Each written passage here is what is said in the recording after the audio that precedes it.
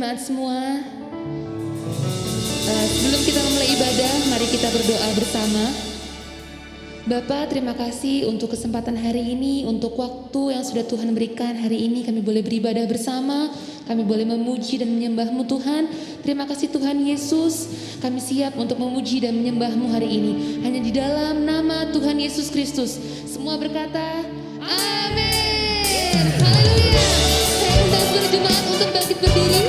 Kita mau bersuka cita, mau bersorak-sorai, memuji nama Tuhan. Haleluya.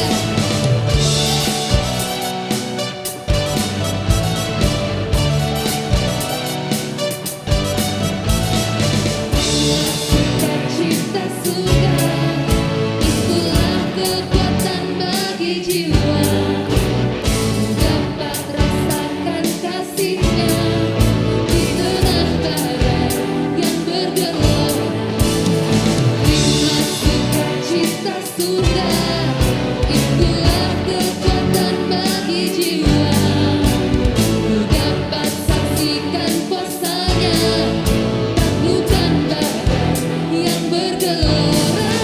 Haleluya, Kau ada dalam hatiku, takkan patah semangatku, takkan hilang kekuatanku.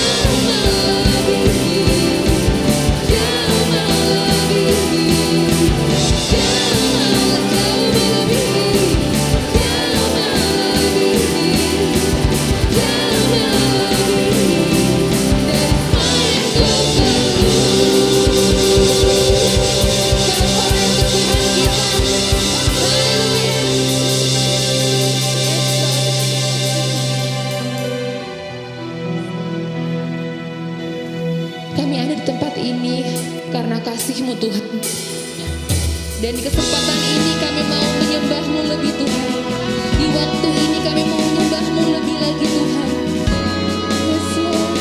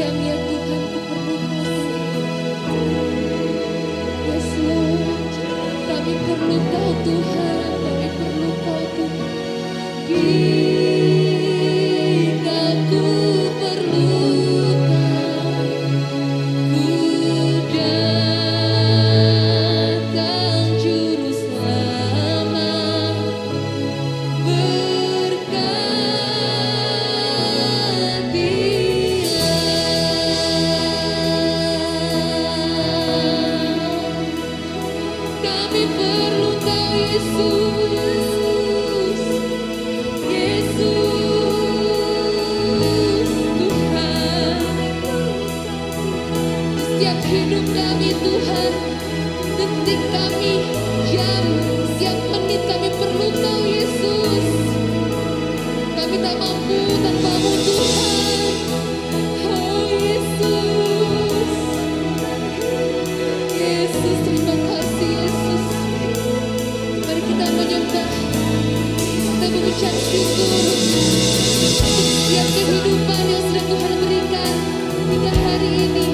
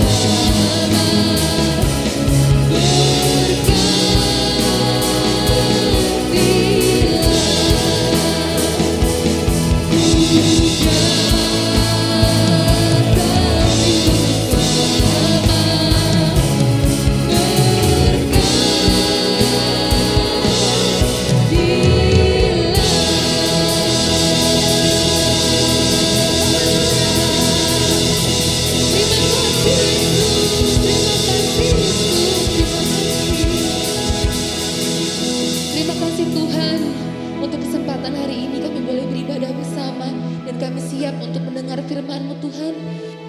Terima kasih Tuhan Yesus, ini doa kami hanya dalam nama Tuhan Yesus Kristus. Semua berkata, amin. Haleluya, shalom Bapak Ibu Saudara sekalian. Nah saudara, hari ini kita masih belajar dari 2 Petrus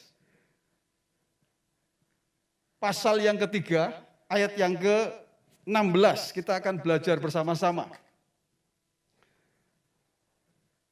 Mari kita akan baca bersama-sama saudara, 3, 2, 1. Hal itu dibuatnya dalam semua suratnya, apabila ia berbicara tentang perkara-perkara ini, dalam surat-suratnya itu ada hal-hal yang sukar dipahami. Sehingga orang-orang yang tidak memahaminya dan tidak teguh imannya, memutarbalikannya menjadi kebinasaan mereka sendiri. Sama seperti yang juga mereka buat dengan tulisan-tulisan yang lain. Baik, saudara, ini surat, kembali saya mengatakan ini ditulis oleh Rasul Petrus. Saya selalu mengatakan surat ini ditujukan bagi orang-orang yang menghadapi zaman akhir. Dan di bagian ini, saudara-saudara, ada hal yang menarik yang akan kita pelajari bersama-sama. Apa yang Alkitab katakan? Ini saudara, yang Alkitab katakan. Ada karakteristik orang percaya yang gampang memutarbalikkan kebenaran dan mudah diombang-ambingkan oleh rupa-rupa pengajaran. Jadi hari ini ada orang percaya yang gampang memutarbalikkan kebenaran. Dan tentunya orang-orang seperti ini sebetulnya orang-orang yang mudah diombang-ambingkan oleh rupa-rupa pengajaran. Dari mana kita tahu kebenaran ini? Dari ayat yang kita baca tadi. Satu-satu ya saudara, kita akan belajar. Itu sebabnya judulnya stand firm. Kita mau berdiri teguh. Supaya kita tidak jadi orang yang memutarbalikkan kebenaran. Atau bahkan kita menjadi orang-orang yang gampang sekali diombang-ambingkan. Hari ini banyak orang Kristen bingung. Karena apa? Pengajarannya begitu banyak. Buka HP, lihat di YouTube, akan banyak sekali situ, saudara, pengajaran-pengajaran yang bisa dilihat. Nah, kalau orang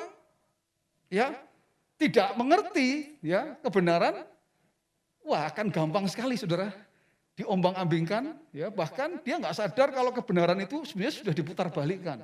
Makanya kita akan belajar bersama-sama, saudara.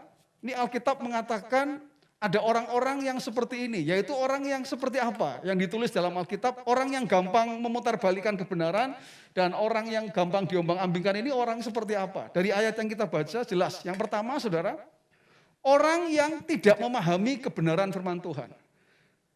Orang yang tidak memahami. Dari mana ayatnya? Ayatnya tadi, saudara, ayatnya tadi mengatakan begini.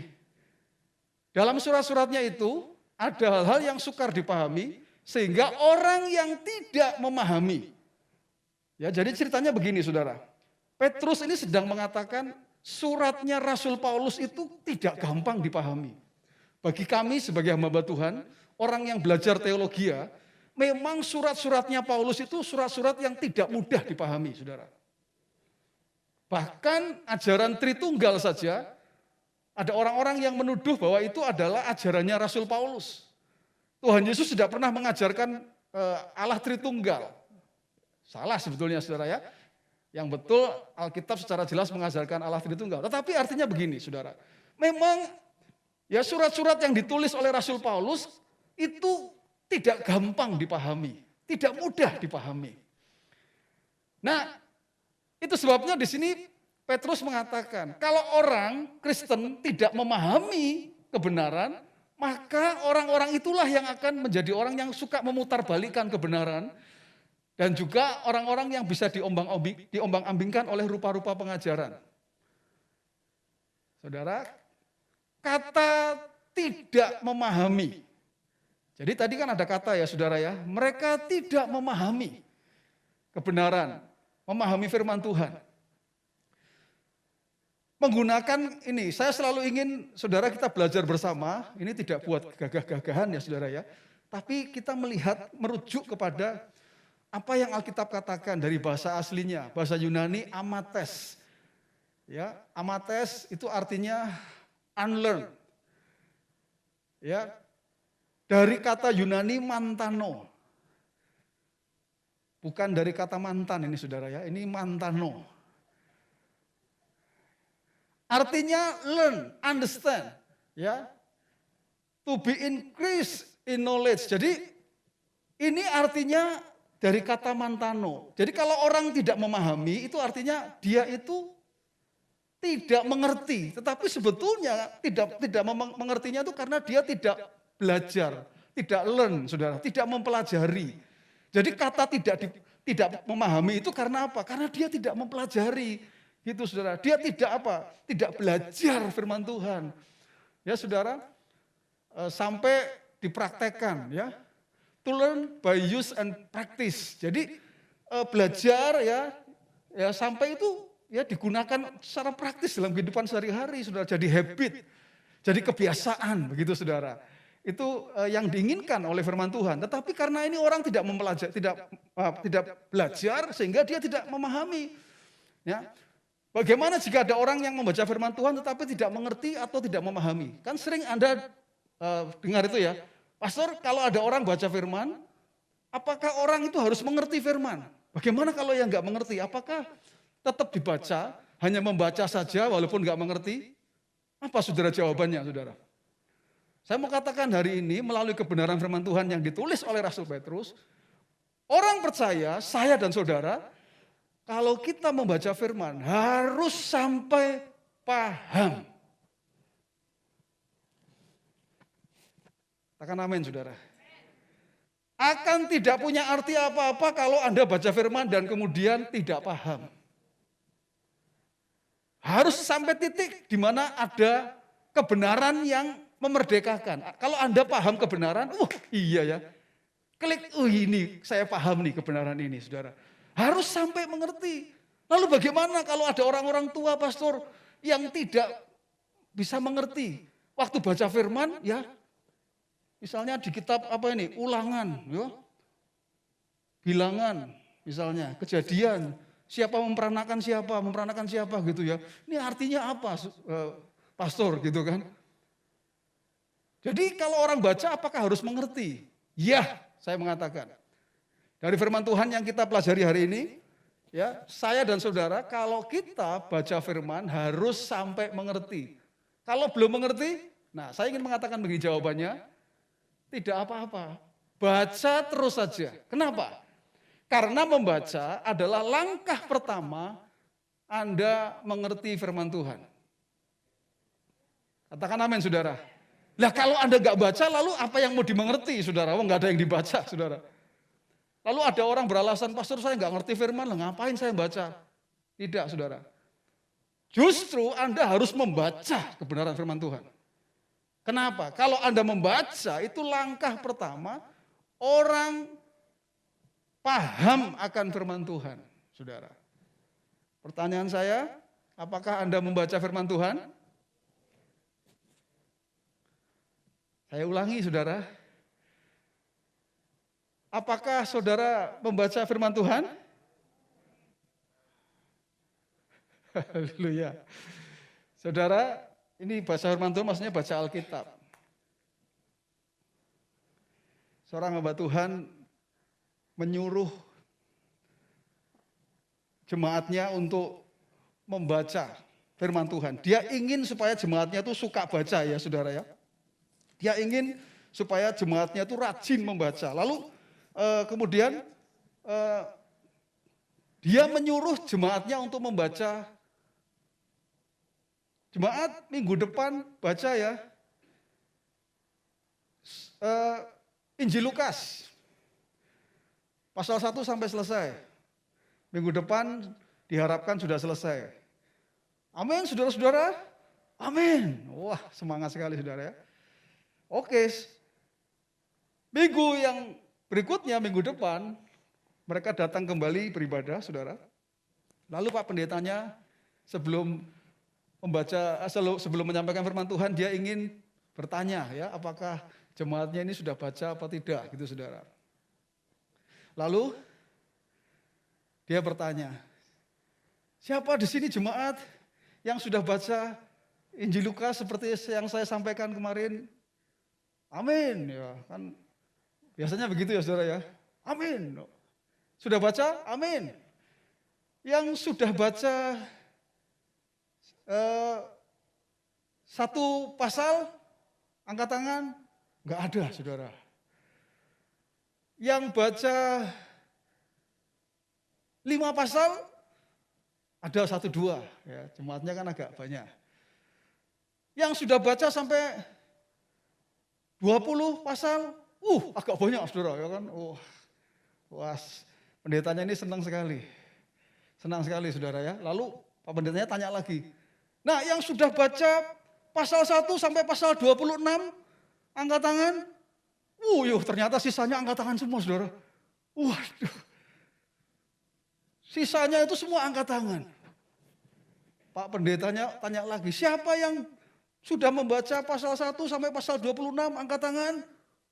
Sisanya itu tetap angkat tangan saudara. Apa reaksi dari pendetanya saudara? Sedih saudara. Kenapa sedih? Karena Injil Lukas hanya sampai pasal 24 saudara-saudara. Kalau dia bilang sampai pasal 26, lalu dua pasal itu dari mana saudara? Ini jelas berarti jemaatnya enggak baca firman. Tapi kalau saudara, saya enggak pernah menjebak saudara, jangan takut ya saudara ya. Ya, enggak perlu harus dijebak-jebak saudara ya kan. Baca firman. Katakan, baca firman 3, 2, 1. Oke. Baca firman ya saudara ya. Karena membaca itu adalah langkah pertama saudara memahami kebenaran. Amin.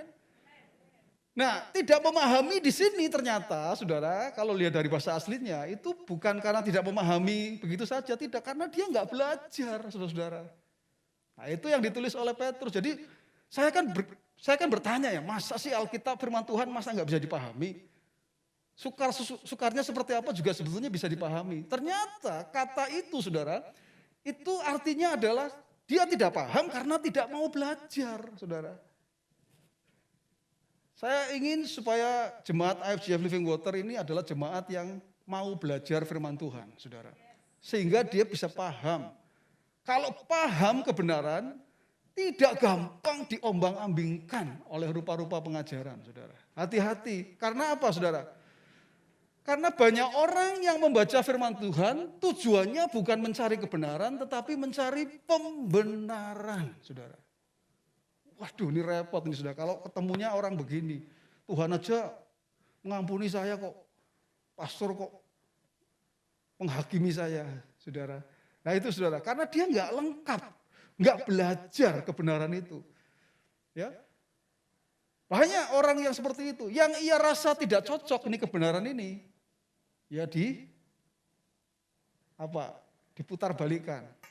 Ya, yang tidak enak buat dia diputar balikan. Yang cocok oke, yang enggak cocok enggak, saudara. Jadi diputar balikan. Nah, saya ingin mengatakan begini, saudara. Saya tidak mau ya jemaat IFGF Living Water adalah orang-orang yang memutar balikan kebenaran, gitu, saudara. Ya, berangkatnya dari apa? Karena tidak paham firman, enggak pernah mau belajar firman, gitu, saudara. Sehingga apa? Malah memutar balikan kebenaran. Sudah gitu di-upload di media sosial lagi, saudara. Kelihatan kita ini seperti apa, gitu, saudara. Jangan sampai itu terjadi. Hari ini ya saya mengatakan ini kepada jemaat IFGF Living Water ya, sekali lagi saya ingin Anda kalau belajar firman itu cari kebenaran betul-betul, jangan untuk mencari pembenaran. Itu sebabnya hari ini saudara, saya ngomong seperti ini, sekali lagi Alkitab itu tidak untuk menghakimi siapapun, sekali lagi saudara, tetapi untuk apa? Untuk menolong kita untuk hidup dalam kebenaran, supaya kita ini belajar untuk hidup dalam kebenaran. Ya, supaya kita menjadi orang-orang yang tidak memutarbalikkan kebenaran. Tapi betul-betul kita itu hidup dalam kebenaran. Nah, saudara, penyimpangan kecil jika dibiarkan itu akan menjadi penyesatan, saudara. Saya ambilkan ilustrasi saja, saudara. Ini ilustrasi, saudara. Itu pesawat Korea ya, saudara. KN-007 itu ditembak jatuh di Uni Soviet. Itu ya persis di atas apa itu namanya pangkalan militernya Uni Soviet. Kenapa, saudara? Gara-garanya apa? Gara-garanya tuh dia tidak menyetel itu autopilotnya tuh, saudara. Tapi di setelnya apa sih istilahnya INS atau apa begitu, saudara. Jadi dia tidak pakai autopilot, ya, sehingga apa? Pesawatnya ini terbangnya itu melenceng gitu, saudara. Derajatnya ini melenceng. Nah, bayangkan kalau derajat itu melenceng itu semakin jauh semakin lebar, saudara. Itu kalau derajatnya geser sedikit aja itu makin lebar. Dan akhirnya apa? Melewati ini wilayahnya Uni Soviet, Rusia. Wah, dikasih peringatan, tapi rupanya enggak. Ini pesawatnya sudah terlanjur jalannya sudah seperti itu, saudara. Ya, tidak bisa dibelokkan lagi. Akhirnya apa, saudara? Ditembak loh, saudara. Ditembak. Itu semua penumpangnya mati semua, saudara. Awaknya mati semua, saudara. Pesawat Korea itu ditembak jatuh itu oleh tentara Rusia. Nah, saya ingin mengatakan begini, ini hanya ilustrasi, tapi menurut saya gambaran yang baik. Kalau ya bicara kebenaran, kita ini harus hati-hati. Sedikit saja kita melenceng, kalau kita terus-terusin, lama-lama jadi melencengnya jauh sekali, saudara. Itulah yang namanya kebenaran. Penyimpangan kecil jika dibiarkan itu akan menjadi penyesatan. Dan saya berdoa, saudara, Anda adalah orang-orang yang betul-betul kalau baca firman, kalau dengar firman itu paham betul, saudara.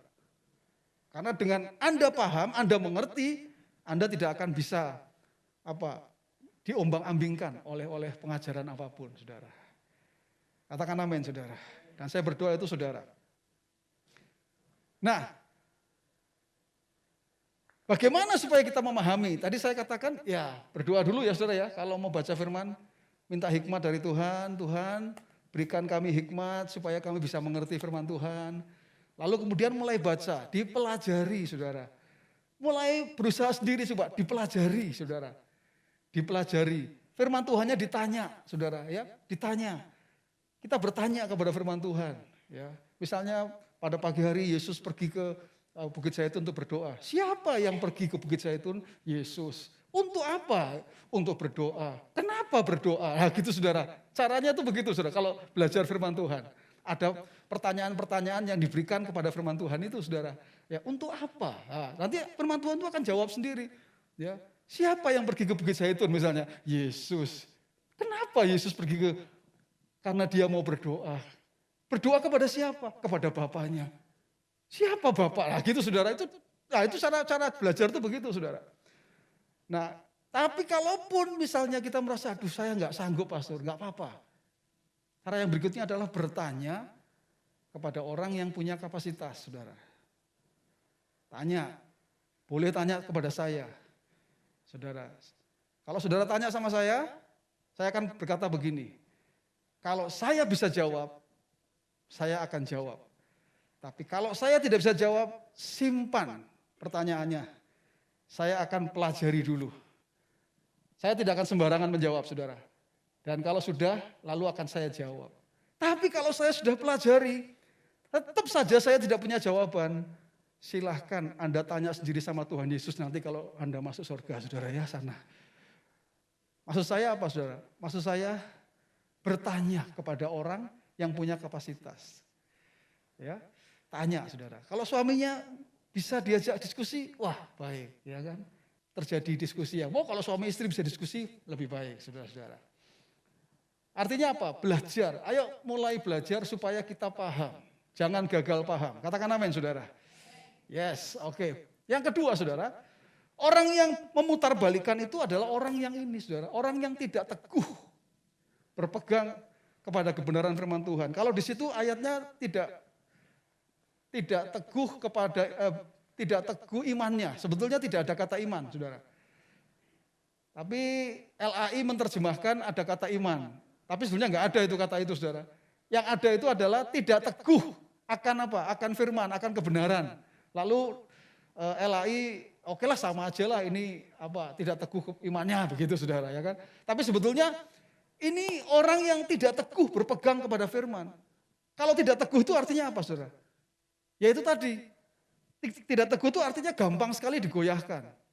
Nah ini menggunakan kata asteriktos ya, artinya itu unstable, jadi tidak stabil.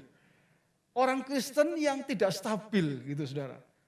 Kadang percaya firman, kadang enggak, ya kan? Tidak teguh gitu loh berpegang kepada firman. Kalau kita pegang firman Tuhan harusnya kita teguh berpegang, sudah, ya. Kita yakin bahwa firman ini adalah kebenaran mutlak, tidak ada yang keliru. Kalau terjadi perbedaan antara pikiran saya dan firman Tuhan, pasti saya yang salah, bukan firman Tuhan yang salah. Gitu aja, saudara, patokannya. Ya, jadi berpegang teguh kepada firman Tuhan. Kenapa, saudara? Karena kalau Anda hari ini lihat internet, misalnya ketik Yesus begitu, saudara, maka di situ akan keluar semua. Yesus apa? Banyak sekali tentang Yesus, saudara. Tidak semuanya yang ditulis di situ adalah hal yang baik tentang Yesus, saudara. Tidak. Nah, kalau kita tidak punya kebenaran ya yang menjadi pegangan kita, maka kita akan gampang sekali diombang-ambingkan. Ya, apalagi kalau bicara tentang pengajaran.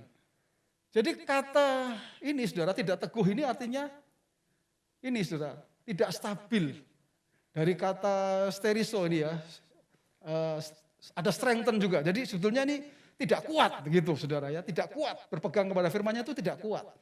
Ya, kadang pegang, kadang enggak gitu, saudara. Nah, Yakobus pasal 1 ayat 6 mengatakan begini, sebab orang yang bimbang sama dengan gelombang laut yang diombang-ambingkan kian kemari oleh angin. Nah, ini jelas, saudara, Alkitab mengatakan bahwa kalau orang bimbang, artinya orang yang tidak berpegang teguh itu kan bimbang sebetulnya, saudara. Nah itu tuh gampang sekali diombang-ambingkan, ya, kian kemari oleh angin, ya, oleh angin. Ini gambaran yang tulis oleh Yakobus ya, di mana ada orang-orang yang gampang sekali, saudara, diombang-ambingkan. Tadi Petrus sedang mengatakan suratnya Paulus kan, saudara, ya, suratnya Paulus. Nah Paulus menulis dalam Efesus pasal yang keempat mengatakan begini, saudara, perhatikan. Sehingga kita bukan lagi anak-anak yang diombang-ambingkan oleh rupa-rupa angin pengajaran, oleh permainan palsu manusia. Perhatikan, saudara. Jadi ada banyak sekali, saudara, ya, yang disebut permainan palsu manusia, saudara.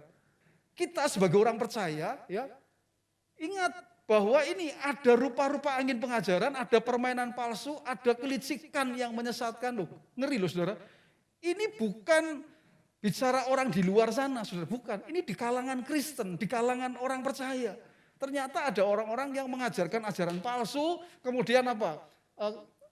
Permainan palsu manusia, kelicikan. Wah, ini ngeri sekali, saudara. Ini terjadi, itu sebabnya Paulus mengatakan ini ayat selanjutnya. Tetapi dengan teguh berpegang kepada kebenaran. Nah ini tadi ayatnya sama. Petrus sedang berbicara yang sama. Berpegang teguh kepada kebenaran. Ya. Di dalam kasih kita bertumbuh dalam segala hal ke arah Dia. Ini yang kita bahas minggu yang lalu. 2 minggu yang lalu kalau Anda datang ibadah, kita bertumbuh dalam segala hal ke arah Dia. Ya, Yesus Kristus maksudnya, saudara, Anda bertumbuh dalam kasih karunia, dalam pengenalan akan Dia, saudara. Nah, tetapi di sini ada kata dengan teguh berpegang kepada kebenaran. Nah, pertanyaannya kan sederhana, saudara. Pertanyaannya sederhana. Apakah Anda adalah orang-orang yang berpegang teguh kepada kebenaran? Apakah Anda masih percaya misalnya, wah ini hari baiknya hari apa ya ini ya, misalnya, saudara. Mau syukuran ini, cari hari baik.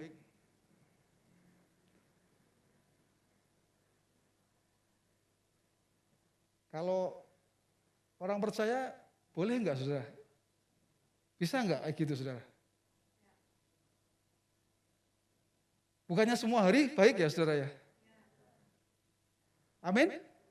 Ya, tapi ada loh orang Kristen yang masih cari hari baik. Ya, nanti saya mau ngelamar cari hari baik lah gitu. Supaya nanti pasti jadi gitu ya. Nanti kalau harinya nggak baik, kalau ngelamar nggak jadi gitu saudara. Tapi saya ingin katakan saudara, kalau teguh berpegang kepada firman ya sudah, firman saja yang Anda pegang begitu saudara. Jangan ada tambahannya, Injil plus nggak boleh saudara. Jangan, pegang pada firman Tuhan. Apa yang firman Tuhan katakan, inilah yang harus kita pegang teguh. Katakan amin saudara. Kita harus percaya bahwa kebenaran firman Tuhan tidak pernah salah. Jika ada yang tidak sesuai tadi saya katakan dengan pikiran saya, berarti sayalah yang salah saudara. Ini bukan fanatisme, bukan. Tapi percaya kepada kebenaran mutlak.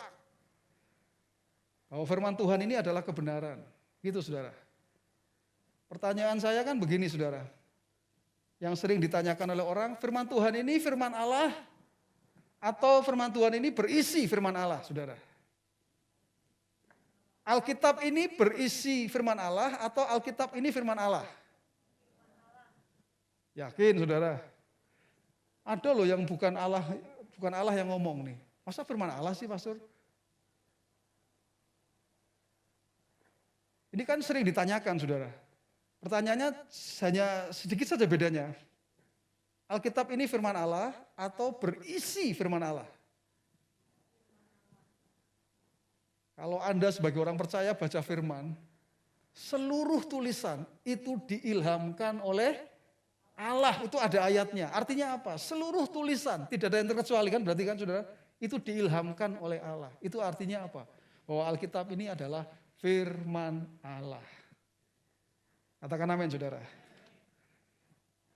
Menjadikan firman Tuhan sebagai kebenaran tertinggi dari semua yang dianggap kebenaran di dunia. Jika ada yang tidak sesuai sekali lagi, maka yang lainlah itu yang salah. Kalau ada kebenaran di dunia saudara, kebenaran yang lain di dunia, ya, maka kalau yang di sana itu tidak sama dengan Alkitab kita, ya, Anda harus pegang Alkitab kita yang benar, yang sana itu salah gitu saudara. Firman Tuhan yang ditulis semua ini, itu menjadi kebenaran yang harus kita pegang teguh saudara. Ya, supaya apa sekali lagi, tadi saya mengatakan, supaya Anda tidak memutarbalikkan kebenaran, cari pembenaran dari Alkitab, ya, tapi Anda carinya kebenaran. Betul-betul. Dan Anda tidak diombang-ambingkan oleh rupa-rupa angin pengajaran. Ambingkan oleh apapun. Lagu tadi saudara, lagu yang luar biasa. Saya diberkati sekali dengan lagu tadi. Setiap jam ya Tuhan. Setiap jam, setiap saat. Ya, Engkau ku perlukan. Kalau kita perlu Tuhan, sebetulnya kita itu perlu firman maksudnya saudara. Kalau kita mengatakan aku butuh Tuhan, Tuhannya sudah gak kelihatan saudara. Yang Tuhan tinggalkan itu adalah ini saudara. Ini loh kebenaran firman Tuhan ini. Ini perkataan Tuhan. Kalau kita mengatakan ya Tuhan tiap jam aku memerlukanmu. Yang Anda butuhkan sebetulnya adalah kebenaran firman Tuhan. Anda perlu firman Tuhan dalam hidup saudara. Ya. Itu sebabnya ketika kita menyanyikan lagu ini saudara, serindu saudara menyanyikan dengan hati yang betul-betul punya pengertian yang benar.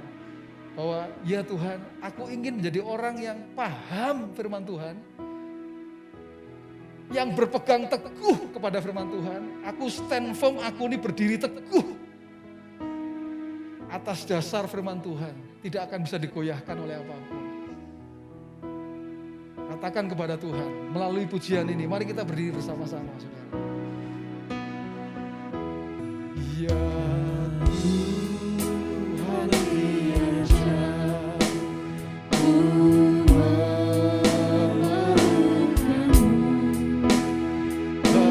Engkaulah yang memberi sejahtera. Amin. Setiap jam.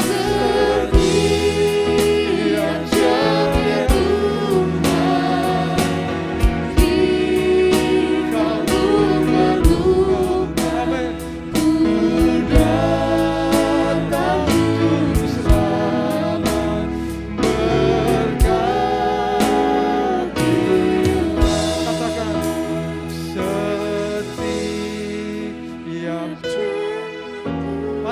katakan saudara, setiap jam aku butuh Engkau Tuhan. Amin.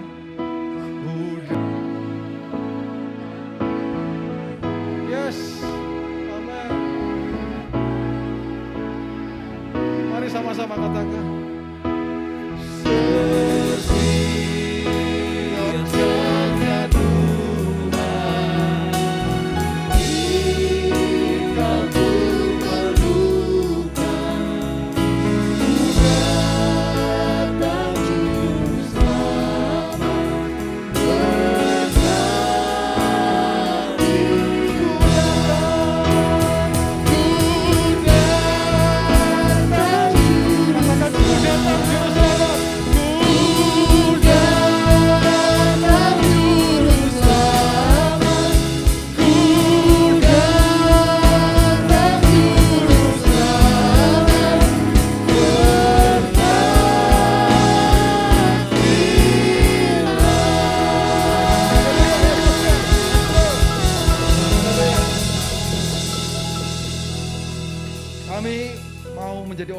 Memahami kebenaran firman-Mu Tuhan dan berpegang teguh kepada firman-Mu sehingga kami menjadi orang-orang yang stand firm ya Tuhan. Kami berdiri teguh, tidak bisa digoyahkan oleh apapun.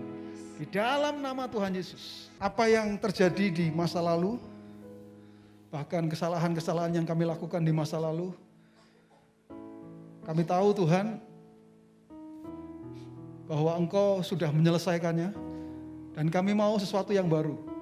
Mulai dari saat ini Tuhan, kami mau mulai dari saat ini, kami mau benar-benar belajar untuk hidup dalam kebenaran. Ketika kami membaca firman Tuhan, kami mempelajari kebenaran, maka kebenaran itu betul-betul kami pahami dan kami mengerti Tuhan. Sehingga hidup kami betul-betul berdiri teguh atas kebenaran ya Tuhan. Dan kami melakukannya dalam kehidupan kami. Terima kasih Tuhan. Hari ini dan ke depan, kami mau supaya hidup kami betul-betul berdiri teguh atas kebenaran firman Tuhan. Tolong setiap umat-Mu, jemaat-Mu Tuhan, supaya setiap jemaat, setiap umat Tuhan betul-betul boleh bertumbuh, semakin hari semakin mengenal Tuhan, semakin hari semakin menjadi serupa dengan Engkau ya Tuhan. Bertumbuh ke arah Engkau sebagai kepala ya Tuhan. Itulah yang menjadi doa kami. Terima kasih Tuhan Yesus. Terima kasih. Mari jemaat yang dikasih Tuhan, angkat tanganmu dan terima berkat dari Tuhan. Terima kasih Tuhan. Terima kasih. Jemaat pulanglah ke rumahmu masing-masing dengan membawa berkat dari Tuhan.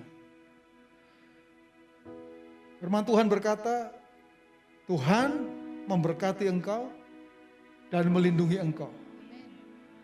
Tuhan menyinari engkau dengan wajahnya dan memberi engkau kasih karunia.